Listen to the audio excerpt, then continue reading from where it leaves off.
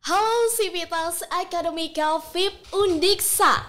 Nah, kembali lagi di podcast FIP Undiksa bersama saya Vina Aryadiani selaku host pada kesempatan kali ini. Nah, Sivitas Akademika Undiksa, pada kali ini kita kedatangan narasumber yang luar biasa ya teman-teman sekalian. Jadi barangkali dari Sivitas Akademika FIP Undiksa khususnya sudah tidak asing lagi nih dengan sosok beliau yang satu ini. Mau tahu siapa? Nah, inilah dia, Profesor Dr. Imade Teguh, SPD, MPD. Halo Prof. Baik. Gimana kabarnya Prof hari ini? Baik-baik. Baik, Astumkara selalu baik ya Prof ya? Selalu baik, sehat. Nah, ngomong-ngomong nih Prof, jadi teman-teman Sivitas Akademika FIP Undiksa, apakah seluruhnya sudah tahu nih bahwa ada kabar gembira ya datang dari Prof Teguh, karena baru-baru ini Prof telah dikukuhkan, betul ya Prof, sebagai guru besar di bidang teknologi pembelajaran. Gimana nih Prof perasaannya setelah dikukuhkan menjadi profesor begitu? Bagaimana perasaannya Prof? Senang dan bangga ya. Wah. Semoga bisa berkontribusi untuk Fakultas Pendidikan, Prodi Teknologi Pendidikan. Astungkara, tentunya ini juga menjadi capaian yang luar biasa ya Prof ya, untuk Fakultas Ilmu Pendidikan juga seperti itu. Nah, pada kesempatan kali ini kita akan berbincang-bincang sedikit nih teman-teman sekalian bersama dengan Prof Teguh di siang hari ini. Oke, Prof, saya mau tanya sedikit ya, Prof. Silakan. Ya, mengenai kiat-kiat menjadi guru besar, kemudian juga pengukuhannya, dan juga kita akan menyangkut sedikit mengenai pembelajaran pada saat ini ya, Prof ya. Oke, nah jadi pertanyaan pertama nih dari saya juga penasaran gitu. Sebagai saya kan masih mahasiswa ya Prof ya, jadi belum SPD begitu, masih dalam pendidikan. Nah, gimana sih kalau menurut Prof sendiri, sosok guru besar itu seperti apa sih Prof, seperti itu? Atau dalam pandangan Prof bagaimana merepresentasikan sosok guru besar itu sendiri Prof? Terima kasih. Guru besar itu adalah jabatan fungsional akademik tertinggi seorang dosen di perguruan tinggi ya. Untuk bisa mewujudkan itu tentu harus kerja keras, kerja cerdas, dan kerja kolaboratif. Oke, jadi harus kerja keras, kerja cerdas, dan kerja kolaboratif. Nah, kalau boleh tahu kerja yang kolaboratif itu seperti apa nih Prof? Ya, bahwa manusia di dunia ini adalah makhluk sosial. Ya. Betul. Tidak bisa hidup sendiri ya. Selalu bergantung kepada orang lain. Sehingga kita harus berkolaborasi, bekerjasama dengan orang lain untuk maju bersama-sama. Iya, saling memberi, saling menerima, saling membantu, dan seterusnya. Berarti itu ya lebih spesifiknya ya Prof ya, tentang kerja kolaborasi itu gitu ya. Nah, kemudian menurut Prof sendiri, apa saja sih peran etika dan integritas dalam membangun reputasi menjadi sebagai guru besar seperti itu Prof? Nah, ini beban berat dan tantangan ya. Karena diharapkan seorang profesor tentu harus lebih wisdom ya. Lebih bijak menyikapi sesuatu ya. Dan selalu berpikir positif. Bagaimana membangun manusia, sumber daya manusia supaya semakin berkualitas gitu. Berarti tugasnya itu tidak hanya sedikit lebih banyak gitu ya Prof ya, mencakupannya. Karena tugas dosen secara umum kan ada dua, sebagai pengajar dan sebagai pendidik. Sebagai pengajar terkait dengan instructional effect, dampak pembelajarannya.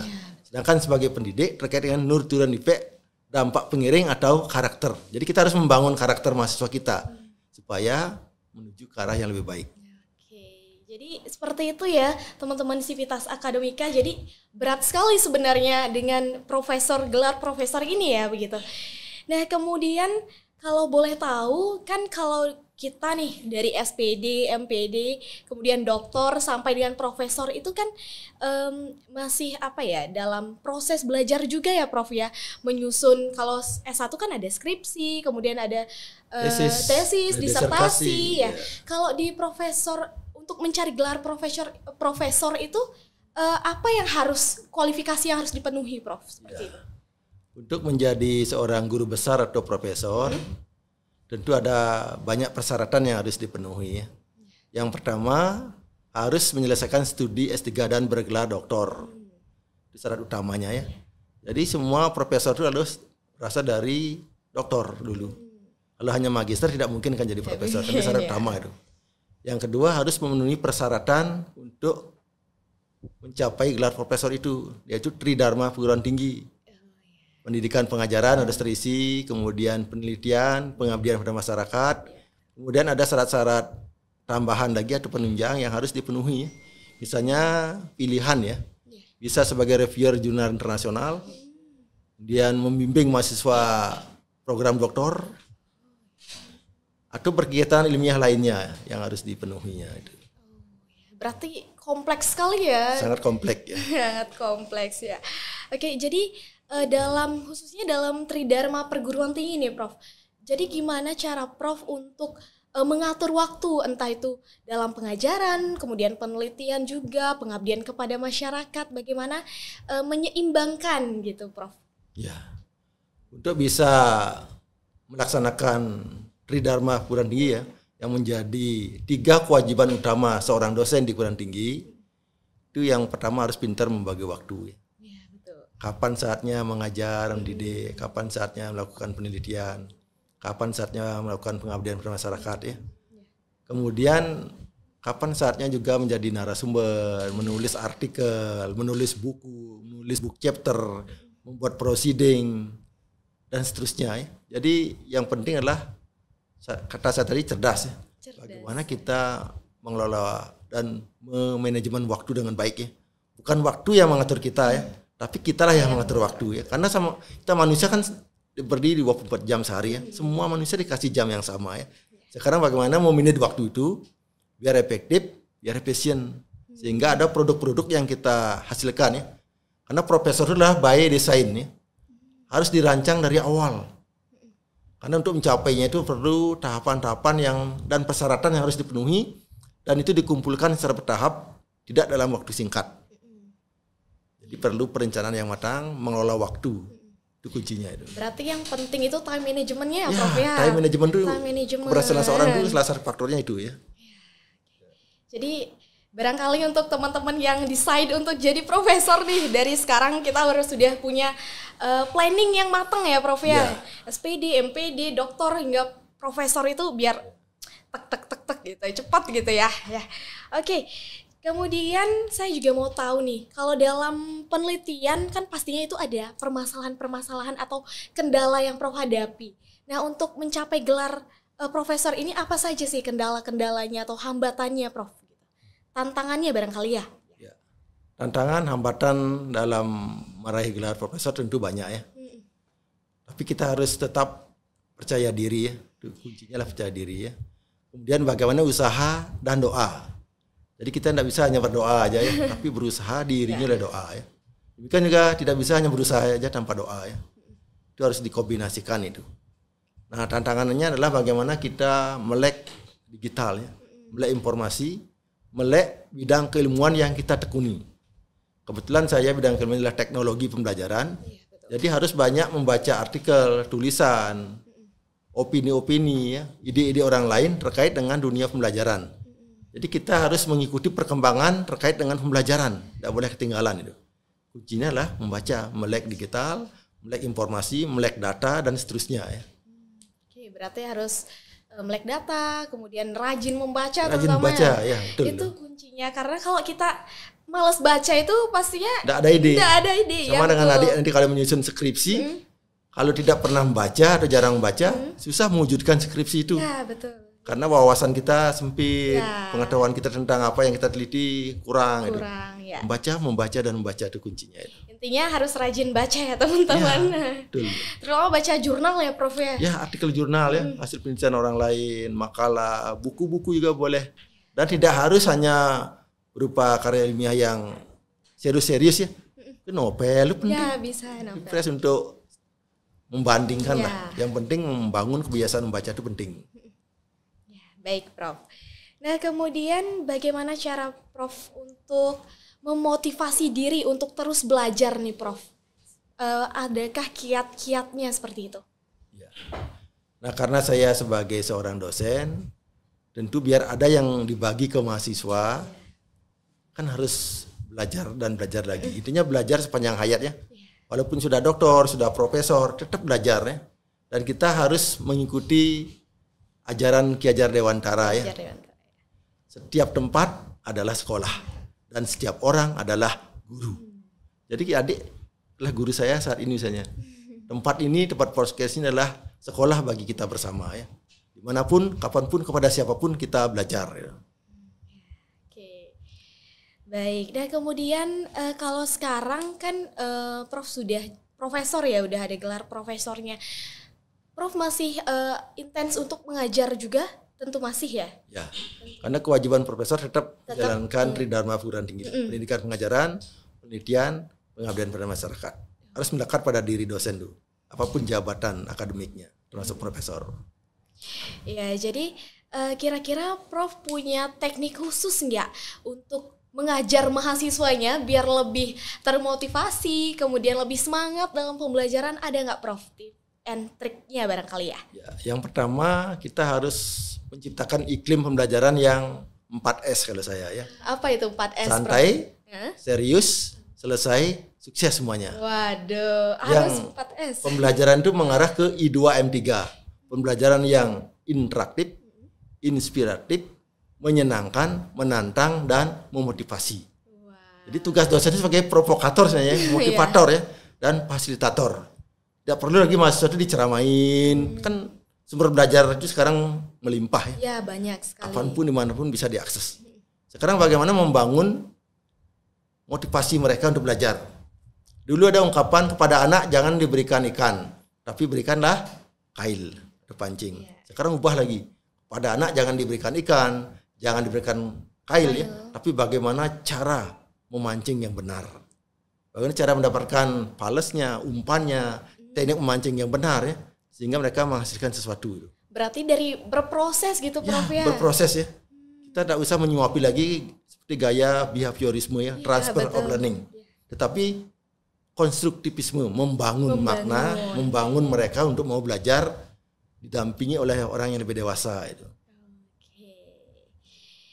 Baik, jadi kemudian kalau itu kan udah mencakup keseluruhan ya Prof ya, dari teknik, kemudian juga metode dalam mengajar. Media, strategi, model pembelajaran, teknik, itu harus dikuasai betul ya, disesuaikan dengan konten bidang keilmuannya, dengan tujuan pembelajarannya ya. Jadi kita tidak boleh jadi guru, jadi dosen monoton, tiap hari presentasi terus, terus kan bosan mahasiswanya. Ya, pasti akan bosan, betul. Nah kebetulan saya ini salah satu mahasiswa Prof sih ya, yang semester berapa tuh ya Prof? Semester 1 juga pernah, di 3. Ya barangkali ya 3. Saya pernah diajar juga loh sama Profnya dan menyenangkan sekali teman-teman. Jadi barangkali teman-teman yang belum pernah nih diajar secara langsung gitu sama Prof, semoga berkesempatan untuk diajar ya, diampu oleh Prof Tegah itu sendiri. Astengkare. Nah kemudian saya juga ingin tanya, jadi barangkali ini pertanyaan terakhir ya Prof ya. Nah bagaimana sih cara menciptakan iklim belajar yang positif?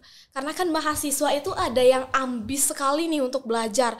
Ada yang memang kayak diam aja melempem gitu. Tapi sebenarnya dia tahu apa yang materinya, dia tahu, dia paham. Tapi saya males untuk ungkapkan, untuk speak up. Nah bagaimana sih cara Prof untuk tahu iklim mahasiswa yang seperti itu? Untuk bisa membangun mahasiswa, pertama kita harus tahu dan memahami karakteristik peserta didik. Jadi kita harus tahu kemampuan mahasiswa, hobinya, minat bakatnya, intelijensinya, gaya belajarnya, ya. Sehingga nanti kita bisa masuk ke dunia mereka. Artinya kita tidak boleh sebagai dosen memperlakukan mahasiswa sama semua. Misalnya saya senang matematika, tidak harus semua mahasiswa saya pintar matematika. Karena kita juga harus melihat potensi yang lainnya, multiple intelligence menurut Howard Gardner ya. Mungkin kuat di musik, kuat di body linguistik dan lain-lainnya. Kita harus berdayakan mereka dan menggunakan juga media-media yang relevan sesuai dengan gaya belajar yang mereka miliki ya. Itu dalam kurikulum mereka disebut dengan diferensiasi.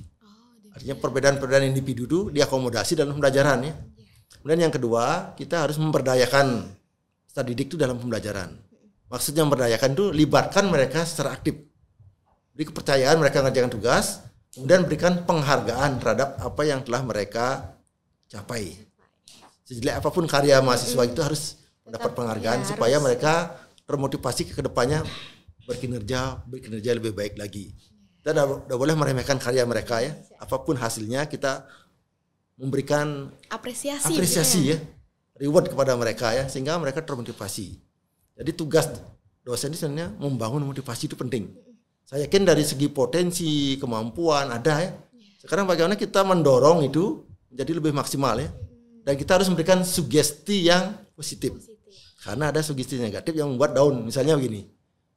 Oh, baru mau mengajar matematika, selamat pagi anak. Hari ini topiknya susah loh. Nah, dosennya bilang susah nih. Gimana mahasiswanya sudah gemetar ya. Itu namanya sugesti negatif. Berilah sugesti-sugesti yang positif untuk membangun aura positif dan semangat belajar bagi mereka ya. Pelajarannya gampang kok, asal rajin belajar, yakinlah bisa. Yakinlah lulus. Mari kita belajar bersama-sama. Nah, itu misalnya ya. Sugesti itu penting. Karena dari sugesti itu kan membuat orang itu menuju ke arah yang lebih baik.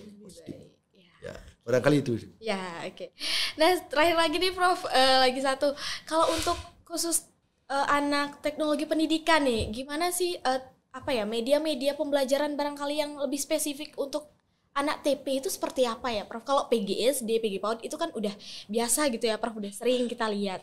Kalau di TP itu bagaimana ya kira-kira, Prof? Ya, teknologi pendidikan itu kan bagaimana mengelola sumber-sumber belajar yang relevan ya, untuk meningkatkan kinerja ya, untuk berinovasi ya. Jadi media-media yang ditekuni harus mengikuti perkembangan zaman seperti saat ini ya. Seperti berbasis digital ya, kecerdasan buatan ya, artificial intelligence ya, AI. Jadi harus melek terhadap teknologi yang berkembang dan itu dimanfaatkan dalam dunia pendidikan. Bagaimana pendidikan yang ada banyak masalah dipecahkan dengan teknologi yang ada. Itulah peran adik-adik di S1 teknologi pendidikan ya. Bagaimana berinovasi, berkreativitas, berpikir kritis untuk bisa memberikan sumbangan pada dunia pendidikan melalui penerapan teknologi-teknologi yang relevan. Berarti itu intinya harus mengikuti perkembangan zaman. Betul, ya harus itu perkembangan zaman ya. Dan juga bisa membantu ya barangkali untuk entah itu di jenjang sekolah dasar, SMP maupun SMA. SMK ya.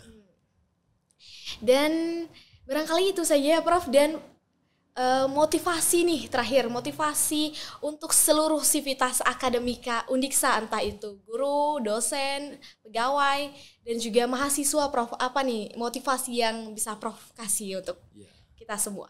Sesuai dengan arahan dari senior-senior kita di Fakultas Pendidikan, kita harus menganut filosofi monyet dan kucing. Ya, gimana tuh, Prof? Kenapa monyet digunakan oleh Pip sebagai maskot? Ada yang tahu nggak? Kan belum ada yang banyak yang tahu kan? Belum, kita barangkali belum ini gini penting ya. Ini. Monyet maskot kita itu kalau ada kegiatan event-event kayak Dies ya. Nah, monyet itu kan banyak hal yang bisa kita pelajari ya. Salah satunya ketika monyet mengevakuasi anak, menyelamatkan anak dari keadaan yang bahaya, dia akan menggendong di perutnya. Kan juga kucing akan menggigit leher anaknya dengan lembut untuk dipindahkan ke tempat yang lebih aman. Nah, ketika monyet memindahkan anaknya bergelantungan di perut ibunya berpegangan dan kucing digigit oleh induknya melakukan perlawanan pemberontakan kepada induknya, celakalah anak itu. Bisa jatuh, bisa terpental ya, bisa dimangsa oleh predatornya itu ya. Nah, apa makna yang bisa kita petik? Patuhlah kepada orang tua. Hormatlah kepada orang yang lebih tua. Karena tidak ada orang tua yang ingin membuat anaknya sengsara, menderita, sedih. Filosofi itu harus dianut. Jadi adik Vina harus hormat pada ibu, ayah, dosen, orang yang lebih senior, tua, dihormatilah. Hidup Anda pasti akan sejahtera, damai, aman. Berarti pesan kesan dari Prof intinya harus tetap patuh kepada orang yang lebih tua gitu ya. entah itu ibu kalian di rumah yang sering masih galak-galak nih di rumah, jadi masuk catur guru ya dalam ajaran catur agama guru Hindu ya. Guru swadaya Tuhan yang Maha Esa, guru sisi pemerintah, guru pengajian adalah Di sekolah dan kampus, guru rupake adalah orang tua orang kita. tua. Hormatlah pada catur guru itu, aman dan sejahteralah hidup Anda itu. Itu filosofi monyet dan kucing yang harus diingat.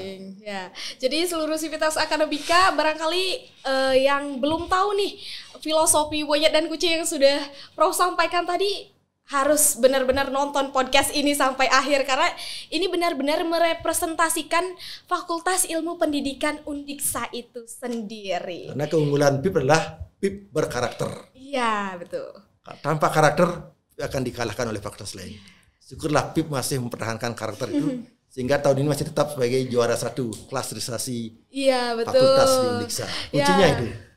Itu juga menjadi hadiah ya Prof ya untuk di awal tahun 2024 kita bisa jadi juara 1 klasterisasi. Tahun lalu juga tetap juara 1 ya? Tahun lalu juga juara 1. Luar biasa banget nih FIP Undiksa. Jadi barangkali itu saja ya sesi kita bersama Prof Tegah pada kali ini. Terima kasih banyak untuk seluruh sivitas akademika Undiksa, dan terima kasih juga Prof sudah menemani kita pada sesi siang hari ini, dan semoga apa informasi yang sudah Prof sampaikan kemudian kiat-kiat belajar itu bisa dilaksanakan ya, khususnya untuk seluruh mahasiswa FIP Undiksa.